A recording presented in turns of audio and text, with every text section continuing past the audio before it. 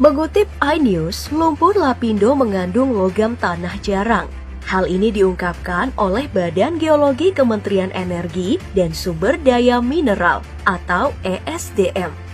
Mereka melakukan survei dan pemetaan potensi mineral atau LTJ atau Rare Earth Element.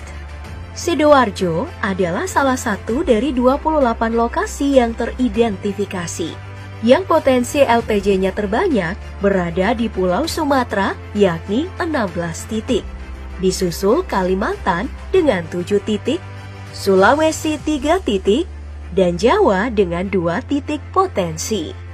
LTJ adalah logam andalan dunia, dan mengutip CNBC, jika Indonesia turut mengembangkan potensi LTJ, maka itu sangat menguntungkan. Tapi, apa itu LTJ? Dan mengapa ia menjadi komoditas andalan dunia? Dan apa kaitannya dengan lumpur lapindo?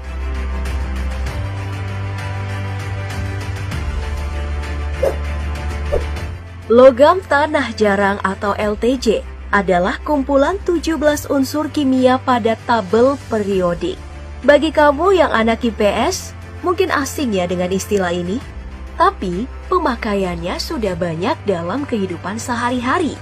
Seperti plat armor, korek gas otomatis, lampu keamanan di pertambangan, perhiasan, cat, dan lem.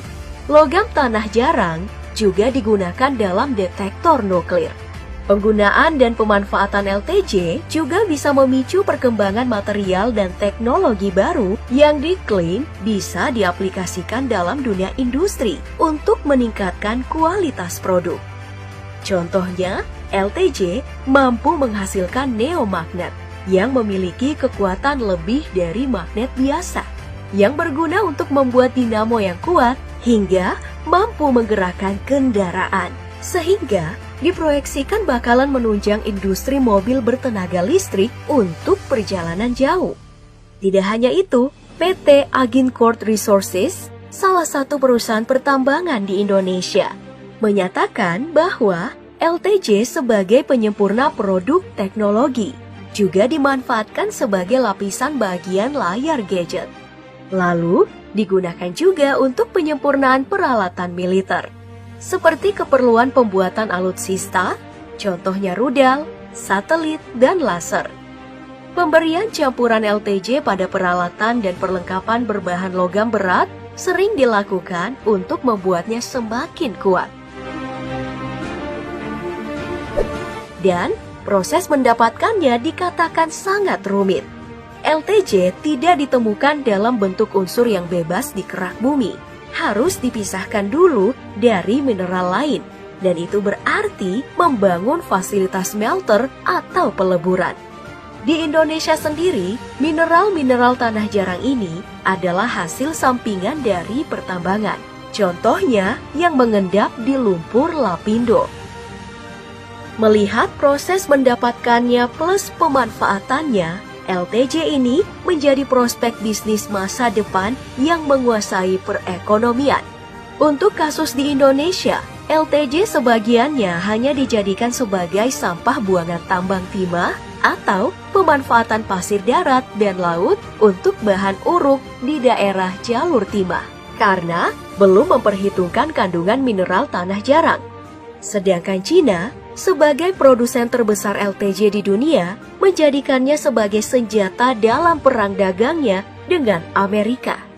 Cina menjadikan mineral ini sebagai modal utama untuk menekan Amerika, yang bergantung 80% pasokan LTJ dari mereka, yang bisa saja menggoyangkan produksi pesawat canggih Amerika, F-35 Lightning II Joint Strike Fighter.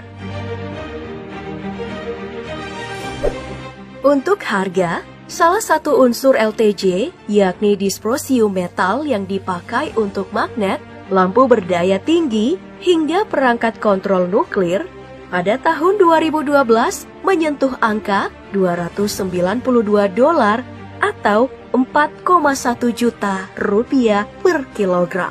Wow!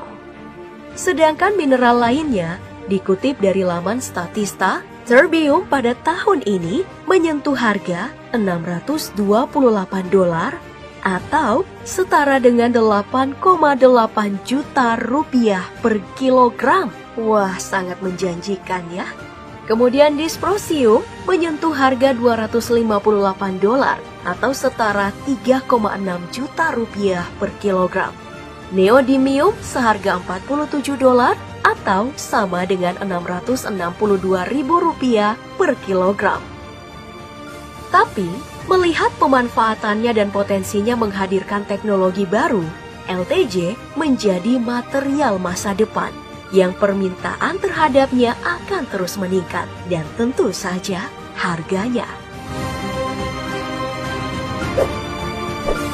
Selain itu, mengutip laporan Tempo, pakar fisika zat Mampat dari Institut Teknologi 10 November Surabaya, Prof. Dr. Daminto MSc, menemukan lumpur hitam itu mengandung silika dalam kadar yang sangat tinggi. Zat tersebut berpotensi besar untuk dimanfaatkan sebagai campuran bahan pembuat semen. Jika melihat potensi kandungan LTJ plus manfaat lain lumpur ini, bisa jadi tragedi ini akan bertransformasi dari sebuah bencana menjadi sebuah berkah. Lumpur lapindo ini seperti senjata bermata dua, mencelakai lingkungan dan orang-orang Sidoarjo, tapi menyimpan potensi bisnis miliaran dan bisa berubah menjadi kekuatan ekonomi politik baru untuk negara kita. Bisa jadi ini menjadi solusi baru yang mengubah tragedi menjadi komedi. Meski mungkin akan mengulang tragedi dan lebih pedih.